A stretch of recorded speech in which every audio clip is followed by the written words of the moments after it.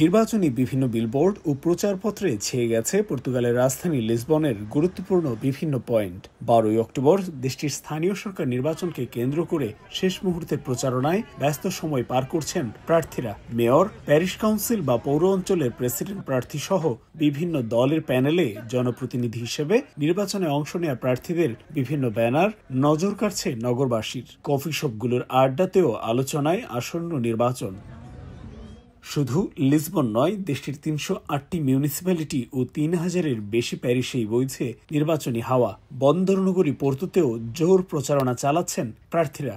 দলীয় নেতাকর্মীদের নিয়ে ভোটারদের সাথে কুশল বিনিময়ের পাশাপাশি নির্বাচিত হলে কোন কোন বিষয় নিয়ে কাজ করবেন এমন নানা বিষয় তুলে ধরছেন প্রার্থীরা। চলমান আবাসন সংকটের পাশাপাশি নিরাপত্তা, আয় অনুযায়ী বাড়ি ভাড়া নিশ্চিত করা ও যানজট কমিয়ে আনার মতো নানা প্রতিশ্রুতি দিচ্ছেন তারা। তবে যারাই নেতৃত্বে আসুক, পর্তুগালের অর্থনীতিতে অভিবাসীদের অবদান মনে রেখে তাদের প্রতি আন্তরিক থাকবে, এমনটাই আশা প্রবাসী বাংলাদেশিদের। আমরা ইমিগ্রেন্টের উপরে কোনো চাপ দেখতে না পারি এবং ইমিগ্রেন্টরা এদেশের বোঝা নয়। ইমিগ্রেন্টরা আসলে এই দেশের অর্থনীতির খাত হোক আর এই দেশের প্রত্যেকটা খাতে আমরা অগ্রণী ভূমিকা পালন করছি। মেয়র ইলেকশনে অন্তত সব জায়গায় ইমিগ্রেন্ট বান্ধব মেয়ররা নির্বাচিত হয়ে আমাদের ইমিগ্রেন্টের সব ধরনের সুযোগ সুবিধা সহজ করে দেবে। 2021 সালে অনুষ্ঠিত সবশেষ স্থানীয় সরকার নির্বাচনে সর্বোচ্চ 148 জন মেয়র নির্বাচিত হয়েছিল তৎকালীন ক্ষমতাসীন বামপন্থী দল সোশ্যালিস্ট পার্টি থেকে।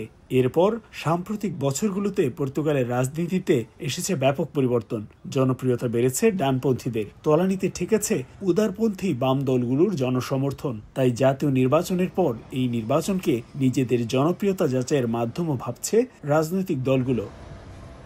পর্তুগালের বন্দর নগরী হিসেবে পরিচিত পোর্তো শহরের বনফিম প্যারিশ অ্যাসেম্বলির সদস্য পদে সোশ্যালিস্ট পার্টির প্যানেলে নির্বাচনে অংশ নিচ্ছেন প্রবাসী বাংলাদেশি শাহ আলম কাজল। তিনি এই নির্বাচনে অংশ নেয়া একমাত্র বাংলাদেশি।